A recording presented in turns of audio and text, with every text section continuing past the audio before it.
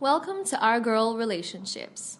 On this channel, we talk about problems people face in their day-to-day lives. Let's start with a video.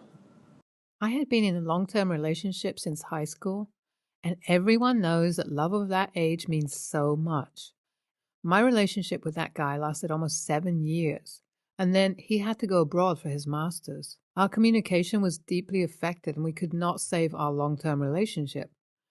We had a very special bond, and there was nothing we did not know about each other. We would do everything together, and we could not plan anything without including the other. We even went to the same college and were known as the power couple. I landed a job after my degree while he wanted to go for a master's, and that was when we started disagreeing, and then we split apart. It was a very difficult time for me to bond with someone after that, as I felt like no one would ever match my energy. What we had was pure love, and it was too beautiful to get over, but we could not get back. I couldn't even try to get with someone because it felt like I had to force myself. I stayed single for around 2 years, and then there was this colleague of mine who had been appointed recently, and to be honest, he was so charismatic, anyone could fall for him. We became friends and vibed a lot with each other. We stayed friends for a while and then started dating. It was for the first time after my breakup that I felt comfortable with someone. He introduced me to his family, and I could feel instant love from her mom. We moved in together, and I felt fulfilled after so long. Life had started looking like a normal one, and I had moved on. My boyfriend proposed to me on my birthday, and we could not wait to get married. We got married a couple of months later and had planned the most exotic honeymoon ever. It was not too long after getting married that I started feeling like there were a few lackings in our marriage. I was an overexpressive person, but my husband was not a listener. He would pay attention to what I said, but he was never up for a discussion or a deep conversation. I always had to look for a friend to discuss what was going on in my head. I am a very romantic person, but my husband lacked romance in his personality. I was a loud, dramatic person while he was very calm and subtle. Our marriage was going great, but I would feel sometimes like we lacked friendship in our relationship, and that was not okay with me. As time passed, I noticed that he had nothing to talk about and would not even ask me if something was going on with me. I tried to discuss it with him, but he would say that there was nothing like that and would close the case. I would visit my mom and start sharing these things with her, which would lift the weight from my heart, but I knew it was not a solution. One day, I was really upset with my husband and left for the office without breakfast. I was visibly disturbed, but he did not even bother to ask what was wrong. He behaved normally in the office, and that was understandable, but he did not even ask anything when we came back home. That pissed me even more, and I went to my mom's place. I told her everything, and I cried bitterly. My mom told me that I had rushed things and that it was my fault only. She told me that I should not wait as nothing was going to change and give up on my marriage. I told her that it was not a stage drama, to which she replied that I had to be sensible. She told me that she knew a guy from our neighborhood who was an apt match for me. She said that I had to hit on him and try my luck. I was already pissed and could not understand, so I left. My mom called me over a few days and asked what I had decided. I was clueless, and then she started talking about that guy again, telling me that I would not only get the man of my dreams, but we would also get an investor for our home-based business, which would help us grow. I told her that it was never going to happen, and she was only thinking of herself. I told her that she was so self-absorbed that my whole life had turned into a mess, and she only cared for her business. I left her place and would not even connect with her after. ETA. I know my marriage is not going well, but that does not mean I will ditch my husband and help my mom get an investor. I have already invested a lot in this relationship, and I will try before giving up on it once and for all. My mom called me after a few days and told me that I was being kiddish and had to think like an adult. She said that I was wasting my time in this relationship and had to face the reality. She also said that my marriage was going to end eventually, even if I did not plan it to. I told her that I would manage whatever would happen, but that she had to stop manipulating me like that, as I knew what was going on in her head. 2 or 3 days later, my husband told me that my mom was inviting him over as she had something to discuss and also wanted his help for work. I got worried and called my mom to ask what was up. She told me that I was crazy and that she only wanted to see my husband for a piece of work. I begged her to stop thinking about my marriage and planning for my future. I told her that I would handle everything on my own and that she did not need to worry. My husband did not even pay attention to my worries or something. He will be visiting my mom tomorrow and I cannot worry less because I know my mom. It is not difficult for her to say anything to someone's face without thinking twice. My husband came back from my mom's place yesterday and told me that he was going to file for a divorce. I knew what was going on. I told him that I never planned to dump him and had only discussed a few issues with my mom. He told me that if I missed my ex so much, why did I even choose to marry him? I was shocked and I told him that there was nothing like that. He went on and said that my mom had told him that I was still not over my ex and I missed him so much. She also said that I was not happy with him anymore. I told him that my mom was being a jerk and she was the one who wanted me to divorce him so I would marry someone who would invest in her business. My husband left the room and we slept separately. I'm going to see my mom today and ask her what is wrong with her. I had begged her to keep quiet and let me handle everything, but she is just nuts. And also, instead of discussing the actual issues between us, she lied about me, that I missed my ex and things. I'm not going to spare her. I have called her many times, but she did not respond. She has to explain her bullshit. I went to see my mom, and she was not even ashamed of what she had done. I told her that my husband was just different, and that did not mean that he did not love me. Also, it was my decision if I wanted to stay in the marriage or had to walk out of it, and she had no say in it. I yelled at her and told her that I would never trust her again.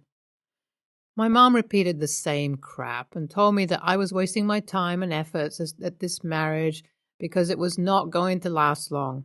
I told her that it was still my personal matter and she had to stay out of it. She said that I was a coward and needed guts to tell my husband that our marriage was dying and I had to step out. I knew it was of no use to argue with her. I told her that I was going to bring my husband to her place and she had to confess that she lied about my ex and that the real issue was something else. She said nothing. I threatened her that if she did not do that, she was never going to see me again. It was very hard for me to talk to my husband and convince him that he had to trust me. I told him that people were always going to interfere and say things, and how was it going to work if he started believing all of them? I also told him that my mom was ready to confess, that she lied and was ashamed of the game that she tried to play. We went to see my mom, and she looked upset. My mom and I went to the kitchen together, and I told her that she had to talk to him or this was the last time I was visiting her.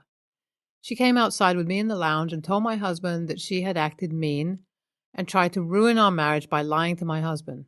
She told him that she wanted me to divorce him and get married to a man of her choice, and as I did not listen to her, she lied to my husband about my ex. My husband looked convinced, and that was such a relief for me. We came back after a while. NTA, even if you could see your marriage failing, no one had the right to interfere and give you directions. Every relationship has lackings and problems, but still, it depends on the people who have that relationship. OP was right with her decision and could not take her time to decide what she wanted.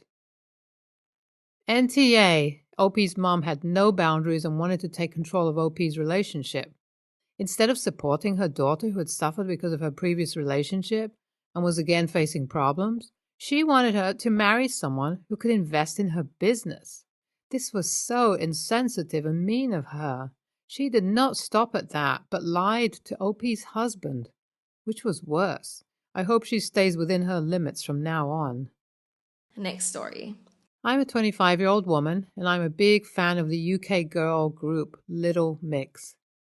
They have a lot of younger fans, but I've been a fan of theirs since 2011, when I was 14.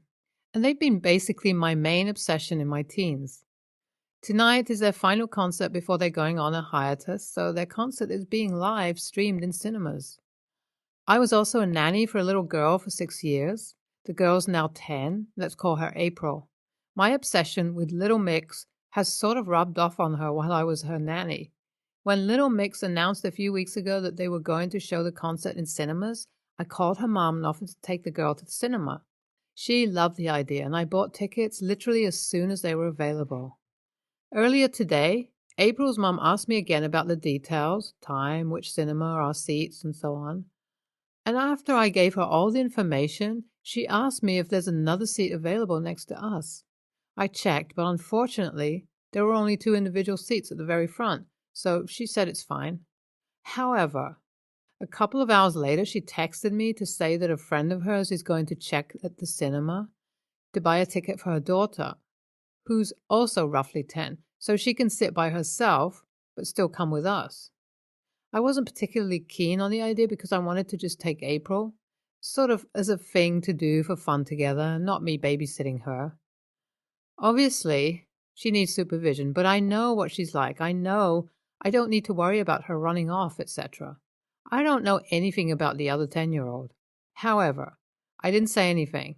Then I got a call that the cinema told them that they are not happy to let a 10-year-old sit by herself, and they offered to have the girls sit in the seats I had booked, and for me to sit at the front. I tried to be polite about it, and I told them that I don't want to do that. I booked the tickets over 3 weeks ago. I got us good seats, and also I pay more because I pay the adult price, and the kids obviously are cheaper. April's mom thought that this was reasonable and didn't press me any further, but the other mother called me childish because Little Mix is for kids anyway, so I don't need to be watching their concert, and that it would mean more to her daughter. The daughter was upset, and I suggested that she watch it at home. You could still buy live stream tickets to watch at home, but it didn't matter to them. I feel bad that the girl was upset, and it's more about the experience than simply watching it. That's why I paid for cinema tickets after all. But I've been looking forward to this and would have frankly gone alone, but thought that it'd be nice for April as well. AITA for not giving up my seat so that April and the other girl can sit together. Thank you all for your upvotes and comments. I've never had a post with this much interaction before on this subreddit. I took April to see the concert, just the 2 of us, and I'd like to say that we both really enjoyed it. I know I did, and April at least said that she did too. April's mom picked us up from the cinema, and the whole family was at the other mom's house, so I came along as well for a little girl. The other mom surprisingly apologized to me. They'd had a barbecue instead, and the other girl wasn't upset anymore. She offered to drive me home, which I declined, but I accepted her offer to drop me at the nearest bus stop. Little Mix put on an amazing show with lots of tears on their end, as well as mine. NTA, another person with a kid who thinks that overrides everything. As a dad to 2, I find this extremely frustrating. You bought the ticket, it's yours. Do not let her have it, no matter what, even if you suddenly become ill. The parents need to learn it's their fault for not getting a ticket sooner, and I virtually guarantee they're using you as a makeshift babysitter for the night. NTA, I'm a huge Little Mix fan and have been since they were an X Factor. This is the last concert for at least 2 years. You did something for you and someone you care about, and they thought you would give that up because of their poor planning and because you're a nanny? Sitting next to someone is an experience, especially when you introduce them to this music. You sing these songs together, creating those memories. NTA, I wouldn't move either. That's my time to enjoy and share those memories with someone I picked. Also, LM is definitely not for kids. They have Spicer songs, so... Next story. I'm an 18-year-old woman, and I'm Japanese descent. It is not in my surname because it is on my mother's side, and I only have my father's surname. But I grew up at my maternal great-grandmother and grandfather's house, who spoke almost 70% of the time in Japanese, so I can speak Japanese, as does my whole family, including my parents.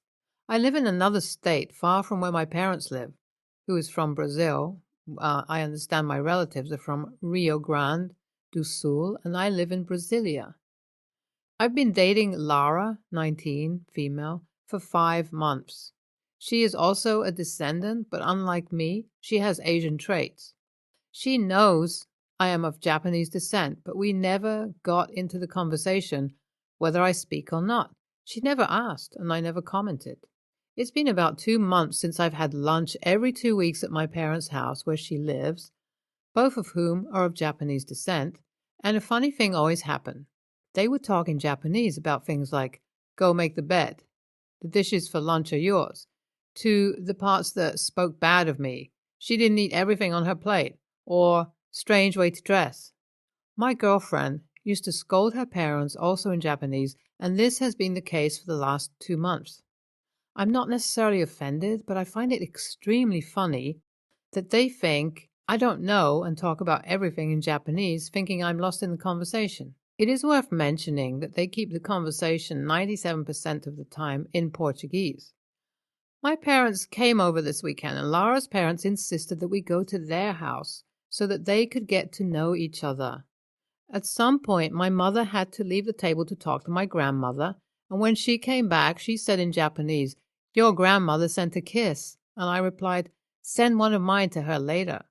I know Lara and her parents were surprised, but they didn't comment, and dinner stayed that way for the rest of the night. After I dropped my parents off at the hotel, Lara asked to talk to me via video call and said that I embarrassed my parents because they didn't know that I understood and spoke in Japanese, and they talked about family things in another language, precisely because I would not understand and would not make it boring. I replied saying that, just like they badmouthed me, didn't they? But I didn't want to talk about it, and you never asked, despite knowing that a part of my family is of Japanese descent. She still stood her ground, saying that I could have said and avoided all the awkwardness at her parents' dinner. I didn't really do it on purpose. I just responded unintentionally to my mother talking in a language I'm fluent in, AITA. NTA, but you know who it is. The people who shit talk a person to their face and use another language to hide it. Yes, you could have told them as you spoke Japanese to short circuit their bad behavior, but it is not your job to prevent a girlfriend's parents from embarrassing themselves. NTA, she wasn't embarrassed regarding the family issues like making the bed. What happened was that they heard you speak Japanese, and in that moment they knew they messed up, and you heard every sneak diss they made about you.